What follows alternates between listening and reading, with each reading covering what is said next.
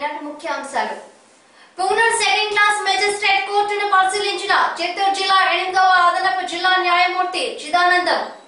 Punganur MPDO కార్యాలయంలో SC, ST, BC, కాపు, మైనారిటీల నిరుద్యోగ యువకుల ఇంటర్వ్యూలలో 98 మంది ఎంపికైనట్లు ఎంపీడీఓ లక్ష్మీపతి నాయుడు వెల్లడి. పుంగనూరు పురపాలక సంఘం పరిధిలోని ఆర్టీసీ బస్టాండ్ రోడ్డుకు 38,50,000 రూపాయల వ్యయంతో సిమెంట్ రోడ్డు నిర్మాణానికి శనివారం మున్సిపల్ కమిషనర్ లోకేశ్వర్ వర్మ భూమి పూజ చేశారు. ఈ సందర్భంగా ఆయన మాట్లాడుతూ చాలా కాలంగా రోడ్డు నిర్మాణానికి నోచుకోకుండా ప్రజలు చాలా ఇబ్బందులకు గురయ్యారని తెలిపారు. ఎట్టకేలకు ప్రజా ప్రతినిధుల కృషితో ప్రభుత్వం స్పందించి సిమెంట్ రోడ్డు నిర్మాణానికి నిధులు మంజూరు చేసినట్లు తెలియజేశారు. కార్యక్రమంలో municipal chairperson Shamim Sharif, vice chairman Chilagattu Amarendra, Janmabhoomi committee సభ్యులు రామకృష్ణరాజు, కేశవమూర్తి, కౌన్సిలర్లు Ammu, Srikanth, Prakash, Punganur CI Chandrasekhar, SI Hariprasad, TDP నాయకులు హరిప్రసాద్, అక్కిం రమేష్, దినేష్ తదితర నాయకులు ప్రజలు పాల్గొన్నారు. పుంగనూరు పట్టణంలో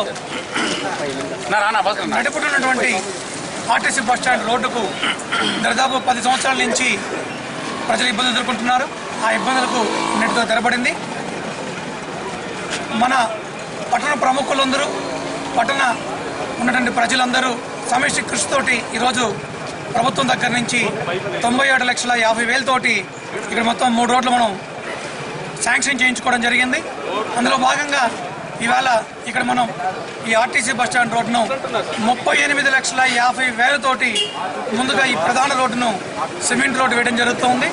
ఇది కూడా అత్యంత నాణ్యతతోటి ఇక్కడికి వచ్చే భారీ వాహనాలు దృష్టిలో పెట్టుకుని జాయింట్ల మధ్యలో 20 mm కమ్ములు కూడా వేసి దాన్ని చేయడం జరుగుతుంది. నాణ్యతతో చేయించడానికి పబ్లిక్ హెల్త్ ఇంజనీరింగ్ వాళ్ళు అందరూ కూడా ముందుకు వస్తున్నారు. ఇక్కడ డిఈ గారిని, ఒక ఏఈ గారిని, ఇద్దరు గ్రాడ్యుయేట్ ఇంజనీర్లు కూడా ఇక్కడే ఉంచి ఈ నాణ్యతతో పనులు చేయించడానికి సిద్ధమవుతున్నారు. పట్టణ ప్రజలందరూ కూడా ఎన్నో సంవత్సరాల నుంచి చూసిన రోడ్డును నాణ్యతగా చేయించుకునే బాధ్యత ఇక్కడ ఉన్నటువంటి అందరిది. అలాగే ఇక్కడ ఉన్నటువంటి ఇందాకే ఆర్టీసీ డిపో మేనేజర్ గారికి కూడా ఫోన్ చేయడం జరిగింది. దయచేసి ఈ రోడ్డు వర్క్ కంప్లీట్ అయ్యే వరకు బస్సులన్నీ మన కోర్టు ముందు రోడ్లో నుంచి బస్టాండ్లోకి వచ్చేదానికి ఏర్పాటు చేయించుకోమని చెప్పాం. దానికి కానీ ట్రాఫిక్ను కూడా మన గౌరవనీయులు సిఐ గారు చంద్రశేఖర్ గారు ఖచ్చితంగా మనకు సహకరిస్తారని చెప్పి తెలియజేశారు. అలాగే ఇక్కడ ఉన్నటువంటి రోడ్లో ఉన్న వర్తకులందరికీ కూడా గౌరవనీయులు పెద్దలు మన రామకృష్ణరాజు గారు, వెంకటరామరాజు గారి ద్వారా వీళ్ళందరికీ విన్నపం ఏంటంటే అంటే మీకు చాలా రోజుల తర్వాత ఒక మంచి కార్యక్రమం జరుగుతుంది కాబట్టి మీ అందరూ సహకరించాలి. రోడ్డు వేసేటప్పుడు దయచేసి మీ వాహనాలు ఏది ఇక్కడ తీసుకురావద్దండి. మేము రోడ్డు వేస్తూ ఉంటాం, మీ పాటే మీరు వాహనాల్లో వస్తూ ఉంటే ఆ నాణ్యత కోల్పోయేదానికి అవకాశం ఉంది, దానికున్న పటుత్వాన్ని కోల్పోయేదానికి అవకాశం ఉంది. కాబట్టి దయచేసి ఇన్ని సంవత్సరాలు పట్ట ఇబ్బందులకు ఇప్పుడు ఇబ్బంది ముగిసిపోతుంది. కాబట్టి ఈ ఒక 30 రోజుల పాటు ఖచ్చితంగా మీరు సహకరించాలని చెప్పి మరీ మనవి చేస్తాం. ఈరోజు మన పుంగనూరు పట్టణంలో ఈ ప్రధానమైన రోడ్డుగా ఆర్టీసీ బస్టాండ్ రోడ్డు గుర్తింపు కలిగింది. ఈ ప్రధాన రోడ్లో ఎన్నో బ్యాంక్ శాఖలు, వ్యాపార షాపులు, ఎన్నో కార్యక్రమాలు జరుగుతున్నాయి. ఆర్టీసీ బస్టాండ్ కూడా ఇదే పోతున్నాయి.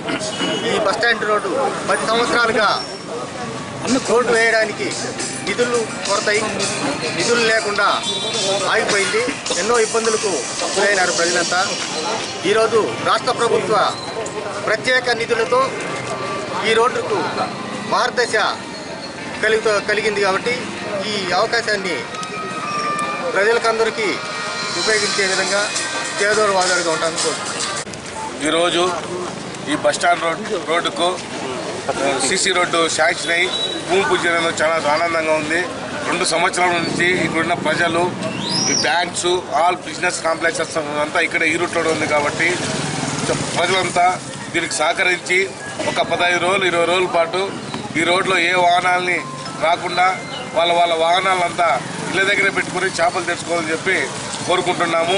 ఈ అసౌకర్యం అనుకోకుండా మీకోసం వేస్తున్న ఒక మంచి పని చెప్పి దీనికి సహకరించి మున్సిపల్ అథారిటీకి మరి ఇక్కడ ప్రజలకు అందరికీ ఈ అవకాశం కల్పించినందుకు ధన్యవాదాలు తెలుపు. పుంగనూరు పట్టణంలోని బిఎంఎస్ క్లబ్ ఆవరణంలో 2 రోజుల పాటు జరిగిన సామాజిక పోలీస్ అధికారుల కబడ్డీ పోటీలలో సత్తివేడు కబడ్డీ జట్టు ప్రథమ స్థానాన్ని కైవసం చేసుకుంది. పలమనేరు జట్టు రెండవ స్థానాన్ని కైవసం చేసుకుంది. పుంగనూరు జట్టు తృతీయ స్థానాన్ని కైవసం చేసినట్లు ఎస్ఐ హరిప్రసాద్ ఎస్ఆర్టీవీకి తెలియజేశారు. చిత్తూరు పట్టణంలో ఈ నెల 24వ తేదీన సిపిఓ రైజింగ్ డే సందర్భంగా ముఖ్య అతిథిచే బహుమతులు ప్రదానం గావించబడుతుందని తెలియజేయడం జరిగింది. గత 2 రోజులుగా జిల్లా పోలీసుల ఆధ్వర్యంలో community police officers kabaddi tournament జరుగుతోంది. చాలా మంచి స్పందన వచ్చింది. జిల్లా నలుమూలల నుంచి ప్రతి సర్కిల్ నుంచి ఒక టీము వచ్చి గత 2 రోజులుగా కబడ్డీ ఆడుతున్న సంగతి ప్రతి ఒక్క పుంగనూరు ప్రతి ఒక్క వ్యక్తికి తెలుసు. దీనిలో భాగంగా ఈరోజు జరిగినటువంటి ఫైనల్స్ ఎందు సత్యవేడు మరియు పలమనేరు జట్ల మధ్య హోరాహోరీ మ్యాచ్ జరిగింది. దీనిలో సత్యవేడు టీం పలమనేరు టీంని డిఫీట్ చేసి మొదటి స్థానం, పలమనేరు టీంకి 2వ స్థానం, అలాగే 3వ స్థానం 4వ స్థానం కోసం జరిగిన మరొక 3వ మ్యాచ్లో పుంగనూరు టీము చౌడేపల్లి టీంని ఓడించి 3వ స్థానంలో పుంగనూరు టీం నిలిచింది. 4వ స్థానం చౌడేపల్లి దక్కింది. దీనికి సంబంధించినటువంటి దీనిలో గెలుపు ఓటములు పొందిన వారందరికీ కూడా ఈ నెల 24వ తేదీ చిత్తూరులో జరిగేటువంటి సిపిఓస్ డే రైజింగ్ డే సందర్భంగా గౌరవ డీజీపీ గారి చేత, అలాగే ముఖ్య అతిథి ఎవరనేది ఇంకా తెలియలేదు, వారి చేత వీరికి అవార్డ్స్ అలాగే మెడల్స్ ఇవ్వబడతాయి. దీనిలో పాల్గొన్న ప్రతి ఒక్క క్రీడాకారుడికి అలాగే సిపిఓస్ అందరికి కూడా మా పోలీస్ వ్యవస్థ తరఫున ధన్యవాదములు. మంచి క్రీడా స్ఫూర్తిని ప్రదర్శిస్తూ గత 2 రోజులు కూడా పుంగనూరు పట్టణ ప్రజల్ని అలరించినందుకు పేరు పేరున ప్రతి ఒక్కరికి ధన్యవాదములు. అలాగే మంచి కార్యక్రమానికి విజయవంతం చేసినటువంటి మంచి మనసున్న పుంగనూరు ప్రజలకు ప్రత్యేక ధన్యవాదాలు తెలియజేసుకున్నాను. పుంగనూరు పట్టణంలోని మండల ప్రజా పరిషత్ కార్యాలయంలో శనివారం నిరుద్యోగ యువకుల స్వయం ఉపాధి కల్పన కోసం ఆన్లైన్లో గతంలో మొత్తం 1148 దరఖాస్తులు పెట్టుకోగా అందులో 98 మందిని సెలక్షన్ కమిటీ ఎంపిక చేసినట్లు ఎంపీడీఓ లక్ష్మీపతి నాయుడు తెలియజేశారు. పుంగనూరు రూరల్ మండలంలో ఎస్సీ యూనిట్ల క్రింద 403 దరఖాస్తులు పెట్టుకోగా అందులో 32 మందిని, ఎస్టీ యూనిట్ల కోసం 185 దరఖాస్తులు పెట్టుకోగా అందులో 7 మందిని, బీసీ యూనిట్లకు 353 దరఖాస్తులు పెట్టుకోగా అందులో 28 మందిని, కాపు కార్పొరేషన్ యూనిట్లకు 119 దరఖాస్తులు పెట్టుకోగా అందులో 19 మందిని, మైనార్టీ యూనిట్లకు 88 దరఖాస్తులు పెట్టుకోగా అందులో 7 మందిని సెలక్షన్ కమిటీ ఎంపిక చేసినట్లు తెలియజేయడం జరిగింది. ఈ కార్యక్రమంలో MPP Narsimhulu, YS MPP Ramachandra Reddy, ఎంపీటీసీలు వెంకటస్వామి, కేశవరెడ్డి, బ్యాంక్ అధికారులు, సెలక్షన్ కమిటీ సభ్యులు పాల్గొన్నారు. కాగా పుంగనూరు పురపాలక సంఘ కార్యాలయంలో కూడా ఎస్సీ, బీసీ, ఎస్టీ, కాపు మరియు మైనారిటీ కార్పొరేషన్ యూనిట్లకు గతంలో దరఖాస్తులు చేసుకున్న అభ్యర్థులను శనివారం సెలక్షన్ కమిటీ ఎంపిక చేసింది. ఈ కార్యక్రమంలో పుంగనూరు నియోజకవర్గ TDP in-charge Venkataramanaraju, Janmabhoomi committee సభ్యుడు Ramakrishnaraju, municipal vice chairman Chilagattu Amarendra, commissioner Lokeswar Varma, కౌన్సిలర్లు శ్రీకాంత్, ప్రకాష్, అమ్ము, పూల త్యాగరాజు, మనోహర్, కేశవమూర్తి, అకీం రమేష్, దినేష్, బ్యాంకు అధికారులు, సెలక్షన్ కమిటీ సభ్యులు మరియు లబ్ధిదారులు పాల్గొన్నారు. సెల్ఫ్ ఎంప్లాయ్మెంట్ స్కీమ్ కింద సుమారుగా 1148 మంది అప్లై చేయడం జరిగింది. అందులో ఎస్సీ కార్పొరేషన్ 403, ఎస్టీకి 185, బీసీ కార్పొరేషన్ 353, మైనారిటీస్కి 88, మరి కాపు కార్పొరేషన్ 119 ఇచ్చారు. ఇందులో మనకు స్టేట్ బ్యాంకు ఎక్కువగా ఉన్నందువలన స్టేట్ బ్యాంక్ వారిని ముందుగా ఇంట్రొడ్యూస్ చేస్తున్నాము. దాని దశల వారీగా స్టేట్ బ్యాంక్ 12 గంటలకు అయిపోగానే 1 గంటకి మళ్ళీ ఇండియన్ బ్యాంక్ ఉంటుంది, తర్వాత ఆంధ్ర బ్యాంకు, తర్వాత ఇండియన్ ఐఓబి ఉంటుంది, తర్వాత మిగతా బ్యాంకులు కూడా ఉంటాయి. దీంట్లో ఈరోజు ఇప్పుడు స్టేట్ బ్యాంక్ ఆఫ్ ఇండియా వాళ్ళది జరుగుతున్నాయి. స్టేట్ బ్యాంక్ ఇండియాకి మొత్తం 30 టార్గెట్ ఉంటే మా దాదాపు 480 అప్లికేషన్స్ రావడం కూడా జరిగింది. అందులో సగం మంది పైన ఇప్పుడు ఇంటర్వ్యూకి హాజరైనట్టు అనిపిస్తుంది. మరి ఇంటర్వ్యూ పూర్తయ్యేటప్పటికి మధ్యాహ్నం పైన అవుతుంది. అందరికీ కూడా ఇంటర్వ్యూ చేసిన తర్వాత వీళ్ళ ఎలిజిబిలిటీస్ చూసి చదువు, వారి యొక్క అనుభవము, అర్హత, మరి ప్రస్తుతం అది చేస్తున్నటువంటి వృత్తి, వాళ్ళు పెడుతున్నటువంటి యూనిట్ పైన వాళ్ళకు ఉన్నటువంటి అవగాహన, మరి అదేవిధంగా కమిటీ మెంబర్ల యొక్క సిఫారసు, బ్యాంకు వాళ్ళ యొక్క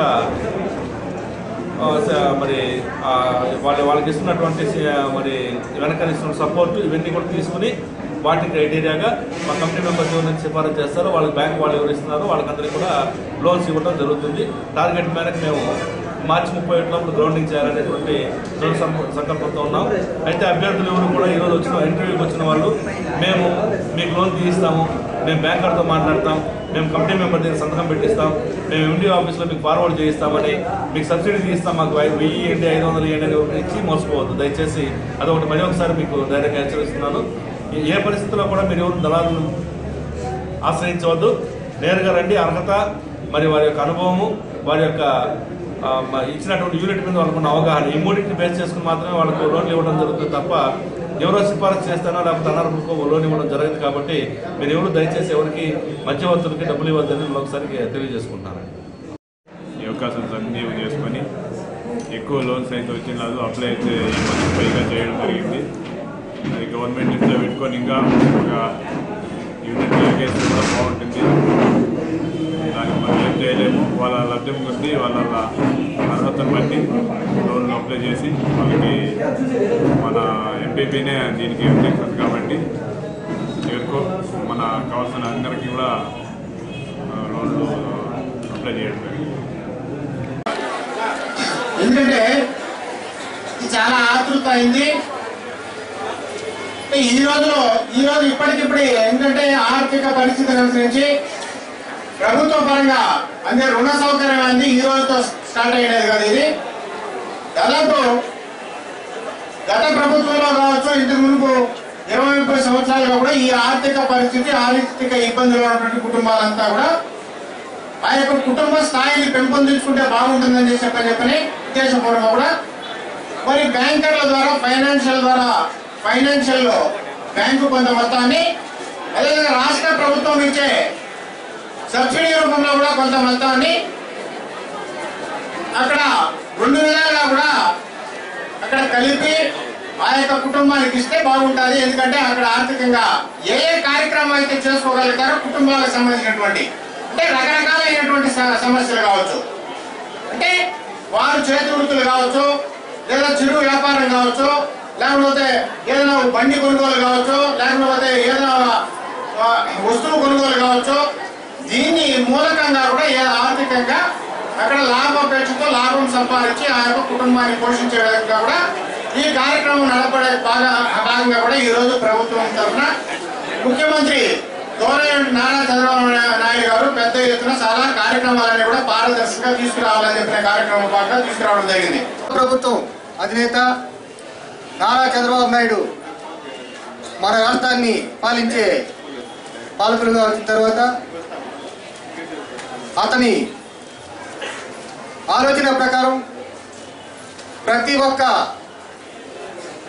పేద కుటుంబాన్ని ఉన్నత కుటుంబంగా తీసుకొని వచ్చే ఆదర్శం చేయాలనే ఉద్దేశంతో రుణాలు మంజూరు చేసే కార్యక్రమాన్ని తీసుకొని రావడం జరిగింది.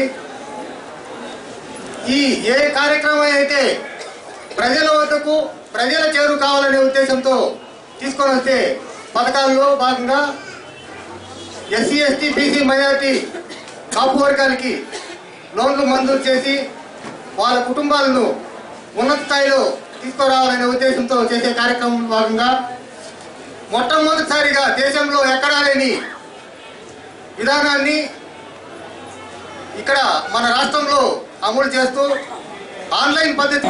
మరి నేను ఇంతకుముందు చాలా పట్టణాల్లో గ్రామాల్లో ఇలాంటి ఇంటర్వ్యూస్కి అభ్యర్థులు జరిగినటువంటి మీటింగ్లకి అటెండ్ అయి ఉన్నాను. మరి అక్కడ చేరినటువంటి పెద్దలు కానీ ప్రజాప్రతినిధులు కానీ ఎక్కువ మంది మరి బ్యాంకు వారిని నిందిస్తూ మాట్లాడటం జరిగింది.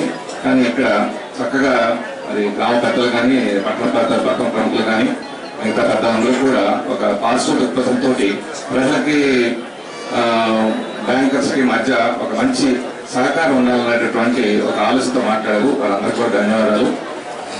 బ్యాంకులు ఎప్పుడూ కూడా 2 ఆస్పెక్ట్స్ తోటి ఎప్పుడైతే నేషనలైజ్ అయినాయో నేషనలైజ్ అయిన దగ్గర నుంచి కూడా బ్యాంకులకి వ్యాపార దృక్పథంతో పాటు మరి ప్రజా సంక్షేమం కూడా ఒక ప్రధాన ఉద్దేశం.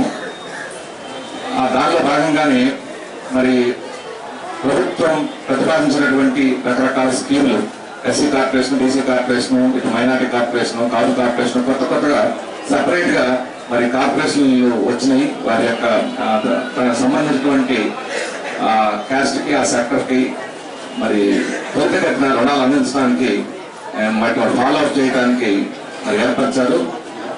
వాటి ద్వారా బ్యాంకులు తప్పనిసరిగా సహాయం అందిస్తాయి. బ్యాంకులు మరి వ్యాపారత్వం, ప్రజా సంక్షేమం రెండింటిని దృష్టిలో పెట్టుకుని చేసేటప్పుడు ముఖ్యంగా వారికి రికవరీ కనుక లేకపోతే చాలా ఇబ్బంది ఉంటుంది. ఇప్పుడు మీరు గమనిస్తూనే ఉన్నారు, బ్యాంకులో పెట్టేటువంటి ఎక్కువ ప్రజా ఈ ఉపయోగమైనటువంటి స్కీములలో మరి ఈ ఎస్హెచ్జి గ్రూపులు మరి ఎందుకు సక్సెస్ అయినాయి, తర్వాత బ్యాంకులు మరి ఎందుకు ముందుకు వచ్చి పోటీ పడి మరి త్వరితగతిన ఎందుకు ఇస్తున్నారు, తీసుకున్నటువంటి మహిళలందరూ కూడా ఎక్కువ శాతం మిగతా లక్షాలతో పోల్చుకుంటే మరి ఎస్హెచ్జి గ్రూపులు చక్కగా రిపేమెంట్ చేస్తున్నారు. కుటుంబం పట్ల, డబ్బు పట్ల వారికి ఉన్నటువంటి బాధ్యత, అంకిత భావం, మరి ఆ జాగ్రత్త, వాటన్నిటి వల్ల వాళ్ళు మరి చక్కగా రిపేమెంట్ చేయగలుగుతున్నారు. అదేవిధంగా మరి రిపేమెంట్ చేస్తున్నారు కాబట్టి బ్యాంకులు ముందుకు వచ్చి ఎటువంటి ఇబ్బంది లేకుండా మరి ఎంత సమయం కేటాయించైనా సరే బ్యాంక్ మేనేజర్లు అందరూ కూడా మరి ఎస్హెచ్జి గ్రూప్స్ కి రిస్క్ అయినప్పటికి కూడా, అంటే పని భారం ఎక్కువైనప్పటికి కూడా చేస్తున్నారు. లబ్ధిదారులందరూ కూడా గమనించవలసింది ఏంటంటే ఆస్పిరెంట్స్ అందరూ కూడా తీసుకున్నటువంటి రుణాన్ని చెల్లించాలంటే ఒకటి చెల్లించాలనుకుంటే సరిపోదు. చెల్లించాలని ఎట్లా చెల్లిస్తామంటే ఇంత పెద్దలు చెప్పినట్లు దేనికైతే మనం దరఖాస్తు చేసుకున్నామో ఆ యూనిట్ నెలకొల్పి దాన్ని నిర్వహించే సామర్థ్యం ఉండాలి. ఆ సామర్థ్యం ఉండి దాన్ని తగినటువంటి పెట్టుబడి పెడితేనే దాని నుంచి ఆ యూనిట్ నుంచి మనకు ఆదాయం వస్తుంది. ఆదాయం వచ్చింది కుటుంబ ఖర్చులు కొంత కొన్ని మిగతాది బ్యాంకు వారి యొక్క రుణాన్ని చెల్లించడానికి అవకాశం ఏర్పడుతుంది. కాబట్టి దీంతో పుంగనూరు పట్టణంలోని కోర్టుల పరిశీలనకు చిత్తూరు జిల్లా 8వ అదనపు జిల్లా జడ్జి చిదానందం విచ్చేశారు. న్యాయమూర్తి సెకండ్ క్లాస్ మెజిస్ట్రేట్ కోర్టు కేసులను రికార్డులను ఈ రోజు పరిశీలించారు. ఈ సందర్భంగా న్యాయమూర్తి చిదానందం మాట్లాడుతూ సబ్ కోర్టు భవన నిర్మాణం అర్ధాంతరంగా ఆగిపోయిన విషయంగా పై అధికారుల దృష్టికి తీసుకువెళ్లి భవన నిర్మాణాలు పూర్తి గావించేందుకు కృషి చేస్తామన్నారు. లోక్ అదాలత్ లో వీలైనంత వరకు కక్షదారుల కేసులను పరిష్కరించేందుకు కృషి చేయాలని ఆయన సూచించారు. న్యాయమూర్తి వెంట పుంగనూరు న్యాయమూర్తులు రాధమ్మ, మోతీలాల్, భారతీలు ఉన్నారు. వారే కాకుండా న్యాయవాదుల సంఘ అధ్యక్షుడు వెంకటముని, న్యాయవాదుల హరినాథ్ రెడ్డి, మల్లికార్జున్ రెడ్డి, శివశంకర్ నాయుడు, అంజిబాబు, విజయ్ కుమార్, వెంకటరమణ, ఎలినా ప్రశాంతి తదితర న్యాయవాదులు, న్యాయస్థానాలకు చెందిన అధికారులు, ఉద్యోగులు పాల్గొన్నారు. Advocates in Mandapalli as well as Punnuru to cooperate for disposal of more cases, because unless you are there or not there, you can't dispose the matters. Your cooperation must be there, as well as the police, another officials also must be there. So you are the right persons to ask the parties to settle the matter, because many of the parties are coming to the court since very long time, and if the parties are lost the confidence in courts, then it's not a good thing, because that's why if you settle the matters at the earliest time and right point of time, definitely the people will have the image in the courts.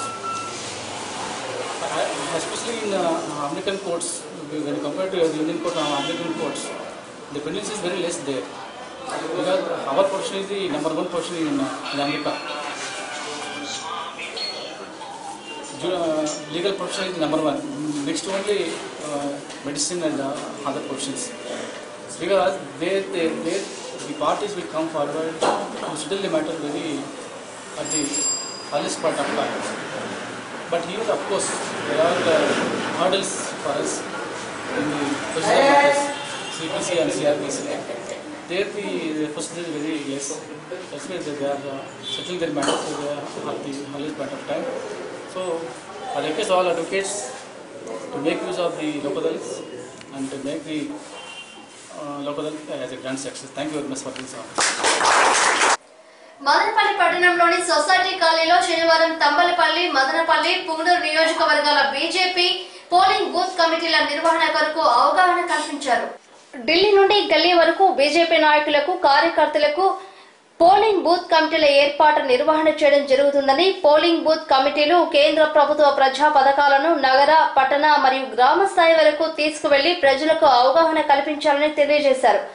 ఈ కార్యక్రమంలో BJP state committee general secretary John Kishore, spoke mine Anjaneya Reddy, జిల్లా party అధ్యక్షుడు చంద్రశేఖర్ రెడ్డి, కిసాన్ యువ మోర్చా జాతీయ నాయకుడు Challapalli Narasimha Reddy, BJYM రాష్ట్ర కార్యదర్శి ఆనంద్, ఎల్లంపల్లి ప్రసాద్, మదనపల్లి పట్టణ పార్టీ అధ్యక్షుడు రాజశేఖర్, బీజేపీ నాయకులు, కార్యకర్తలు కార్యక్రమానికి పుంగనూరు నియోజకవర్గం నుండి సిఎస్ రాజారెడ్డి, రాజా జెట్టి, చెంగమరాజు, తుంగా కృష్ణమూర్తి, మహబూబ్ బాషా, గిరీష్ తదితరులు పాల్గొన్నారు. ఆల్ ఇండియా పార్టీ కూడా మధ్య 2 నెలల ముందు party all India general secretary Arun Singh గారు వచ్చారు విజయవాడకి. ఆయన వచ్చే ముందే చెప్పాడు, నేను ఒక బూత్ కమిటీ మీటింగు, ఒక గ్రామ కమిటీ మీటింగు, ఒక మండల కమిటీ మీటింగు, జిల్లా మీటింగు, స్టేట్ మీటింగ్ అట్లా పెట్టుకున్నాడు. అంటే బూత్ను వదల్లా. రేపు మనము ఒక ఆదర్శంగా కావాలా. మనమేం చేస్తామంటే ఇప్పుడు ఇక్కడ మీటింగ్ జరిగింది కదా, ఇంతమంది బయట నుండి రాష్ట్ర నాయకులు అంతా వచ్చారు. ఆ బూత్ కమిటీతో ప్రత్యేక సమావేశం మళ్ళా జరగాలి 1 గంట. మన బూత్లోకి వచ్చి ఆ బూత్ కమిటీ సభ్యులు మాట్లాడకపోతే అట్లా ప్రజల్లోకి మనం వెళ్ళాలా. కాబట్టి ఈ సిస్టమ్ అంతా ఇంకా మనం అడాప్ట్ చేసుకోవడానికే ఈ బూత్ కమిటీలకి ఇంత ప్రాధాన్యత వచ్చింది. 19 రోజు 2 నియోజకవర్గాలు, ఈ రోజు 3 నియోజకవర్గాలు, బహుశా ఇంకా ఈ జిల్లాలో 1-2 నియోజకవర్గాలు మిగిలిపోయినట్టున్నాయి. అవి కూడా తొందరలో పూర్తి చేస్తాం. చాలామంది మీరు నరేంద్ర మోడీ గారిని ప్రధానమంత్రి అభ్యర్థిగా ప్రకటించిన తర్వాత హైదరాబాద్కి వచ్చి చాలా పెద్ద బహిరంగ సభలో మాట్లాడారు. మీరందరూ బహుశా వచ్చి ఉండొచ్చు అనుకుంటున్నారు. రాని వాళ్ళు ఎవరైనా ఉన్నారా? అందరూ వచ్చున్నారు. అది చాలా చారిత్రాత్మకమైన బహిరంగ సభగా కూడా అందరూ పత్రికలు వాళ్ళు దాన్ని అభివర్ణించారు.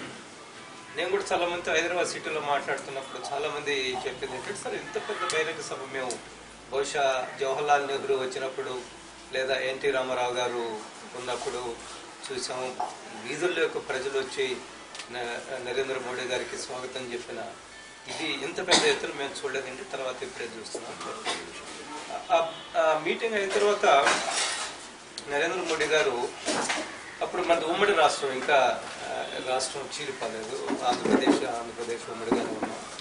ఈ రాష్ట్రంలో ఉండే ఒక 140-150 మంది ముఖ్య నాయకులతో ఆయన కత్రి అనే హోటల్లో ముఖాముఖి మాట్లాడటం.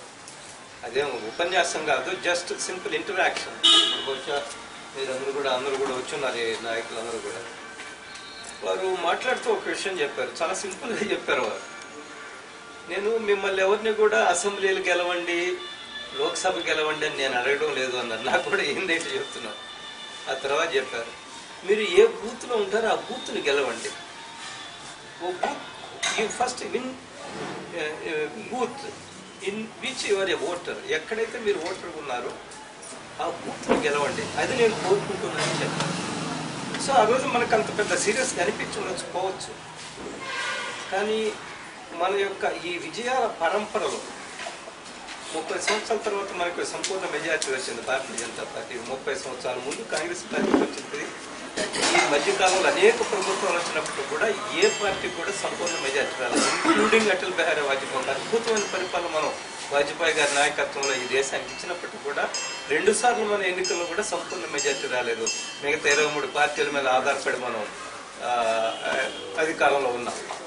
కానీ 30 సంవత్సరాల తర్వాత 2014లో నరేంద్ర మోడీ గారికి సంపూర్ణ మెజార్టీ ఇచ్చారు, 283 సీట్లు. అందులో ఉత్తరప్రదేశ్ నుంచి 73 లోక్సభ స్థానాలు గెలిచాము.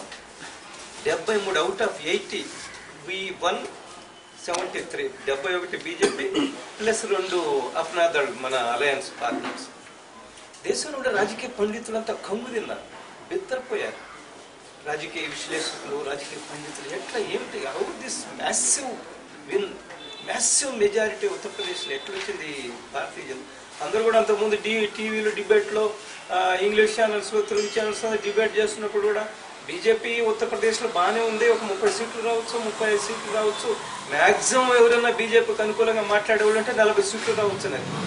బట్ రాజకీయ నాయకులు, రాజకీయ పండితుల యొక్క అంచనాలు తారుమారు చేస్తూ 73 సీట్లు గెలిచాం. మధ్యప్రదేశ్లో మనం ఇప్పటికీ 3 సార్లు గెలిచాం, 4సారి గెలవబోతున్నాం. ఛత్తీస్గఢ్లో 4సారి గెలవబోతున్నాం. అదేవిధంగా రాజస్థాన్లో విజయం సాధించాం, అస్సాంలో విజయం సాధించాం, మహారాష్ట్రలో మన గత 27-28 సంవత్సరాల నుంచి అలయన్స్తో మనకి అలయన్స్ పార్ట్నర్ అయినప్పటికీ కూడా మనం ఎన్నికల పొత్తు ఉన్నప్పటికీ కూడా శివసేన కాదని ఎన్నికల్లో పోటీ చేసి మనం అధికారానికి వచ్చాం. హర్యానా వికాస్ పార్టీ తోటి మనకి అలయన్స్ ఉన్నప్పటికీ కూడా హర్యానా వికాస్ పార్టీని కూడా పక్కన పెట్టేసి హర్యానాలో మన సొంతంగా ఎన్నికల్లో వెళ్ళి గెలిచాం. వీటన్నిటికీ ఈ విజయాలన్నిటి వెనక బూత్ కమిటీల పాత్ర ప్రధాన పాత్ర. బూత్ కమిటీల యొక్క రోల్ ఏదైతే ఉందో ఈ విజయాల్లో ఇంపార్టెంట్ రోల్. మన సిద్ధాంతం ప్రచారం చేయడం లేదా ఉన్న యాంటీ ఎస్టాబ్లిష్మెంట్ అధికారంలో ఉన్న పార్టీ మీద వ్యతిరేకంగా వచ్చి ప్రజలకు మనం ఓట్లు, ఇవన్నీ కూడా కొన్ని పాయింట్స్ అయితే. కానీ most important point is booth కమిటీలు. ఏ బూత్లో కమిటీలు ఉన్నాయో ఆ బూత్ కమిటీలు చాలా బలంగా క్రియాశీలకంగా, బూత్ కమిటీలు క్రియాశీలకంగా చాలా మంచి బూత్ కమిటీలు ఆ నార్త్లు ఏర్పాటు చేసుకున్నారు. కాబట్టి వాళ్ళన్నింటిలో విజయాలు సాధించుకుంటూ వచ్చారు. అమిత్ షా గారు చాలా is very clear in his mind. మీరు క్రియాశీలకమైన మంచి బూత్ కమిటీలను ఏర్పాటు చేసుకోకుండా మీరు ఎన్నికల్లో విజయం సాధించడం రూల్డ్ అవుట్ అని చెప్పాడు. అది జరిగే పనే కాదని చెప్పాడు. రాష్ట్ర నాయకులు ఎవరు వెళ్ళినా వాళ్ళందరికీ కూడా స్పష్టంగా చెప్తున్నారు, మీరు బూత్ కమిటీలు ఏర్పాటు చేయండి అని. అందులో చాలా విషయాలు మనం మాట్లాడుకోవచ్చు, కానీ ఏవి మాట్లాడినా మన బూత్ కమిటీల విషయం మాట్లాడుకుంటాం. కాబట్టి మీ అందరూ కూడా మీరే ఈ మదనపల్లి నియోజకవర్గంలో పార్టీని ఉచ్చస్థితికి తీసుకుపోవాలన్నా లేదా పార్టీ బలహీనంగా ఉండాలన్నా that is all on your, మీ భుజస్కంధాల మీద ఉంది. మీరే లీడర్స్. శ్యామ్ కిషోర్ గారు నేను వచ్చి ఏమి ఇక్కడ పార్టీని బలం చేయలేం కదా, ఎందుకంటే ఏదైనా వచ్చి చెప్పగలం ఈ పని చేసుకున్నామని చెప్పగలం కదా. మీరు మొత్తం మీ చేతిలో ఉంది. అందువల్ల మదనపల్లిలో చాలా మంచి సీనియర్ నాయకులు ఉన్నారు, చాలా రాజకీయ చరిత్ర ఉండే కార్యకర్తలు కూడా ఇక్కడ ఉన్నారు.